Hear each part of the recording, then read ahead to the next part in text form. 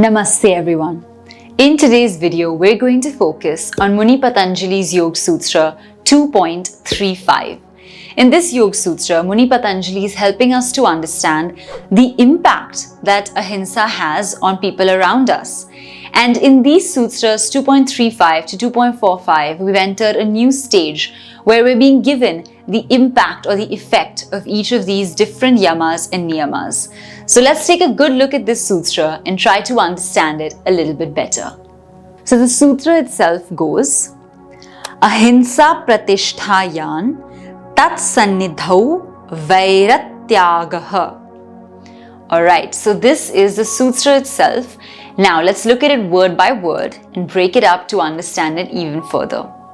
First word here is Ahinsa, and Ahinsa means non-violence, non-injury. We've been studying it, it's the first yama. And the next word here is Pratishtha. Pratishtha means a very firm establishment. It means firmly becoming grounded in something. So that's Pratishtha. And then we come to Tat Sanidhau. Tat means his or that, Sannidha means near, and surrounding means vicinity. So when we say Tat Sannidhau, we're saying that in that person's vicinity or in and around that person. And then coming to the next one is Vaira. Vaira refers to enmity or some kind of hatred or bad intent towards other people. And the final thing is Tyaga. And tyag means giving up or renouncing. So now that we've understood each of the words, let's take a look at what this sutra is exactly trying to tell us. So the sutra is explaining to us that those people who have really cultivated ahimsa to a great degree, those yogis, those quite saintly people, they have so much non-violence, they have so much love for people around them that even the people around them start becoming non-violent. They kind of calm down in terms of their bad intent towards other people. And some of these examples are given where even animals who might actually be carnivorous end up living with herbivorous animals together on a farm or in a particular area where there's another yogi living.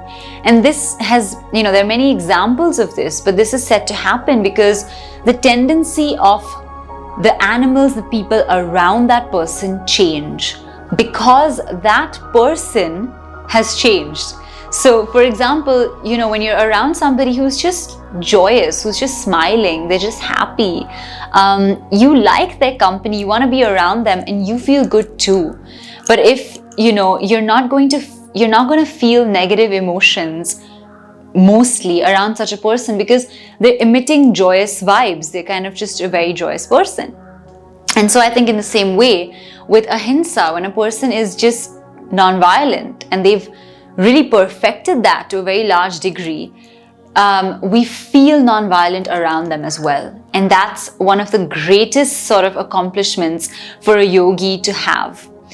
Now, there's a little bit of a disclaimer here. We have to say that some of these sutras are going to give us impacts and effects which we might think are like crazy almost in a way. Like sometimes we hear these things and we're like, how is that even going to happen, right? Because it seems so out of reach. But at the same time, we want to understand that some people may have perfected this. Some people may not perfect it to such a great degree. It's still a work in progress. So a good example of this would be Mahatma Gandhi from India, who had, really spoke about non-violence in the last century, and he kind of really explained why it's important, even in the freedom struggle, to still be non-violent. And what happened as a result is that people around him also, some people who worked closely with him, felt the impact of his non-violence, of how he was as a person. And so that's a good example. But then, even then, at the end of his life, he still was assassinated, and it was a really sad thing to have happened. So I think that goes to show that, yeah, you can cultivate non-violence to a very large extent in your own life, but it's not perfect. We can't expect it to be completely perfect for everybody, but we can try our best. And through our trying our best, we keep moving forward on the path of yoga. So Non-violence is just something we want to do for our own yoga practice, and then impact of that could be that people around us, in our families, our friends, our vicinity, those people also might become more and more non-violent, loving and kind. It may happen. And even if it doesn't, we're still going to do it because we're on the path of yoga and we want to cultivate that kind of non-violence.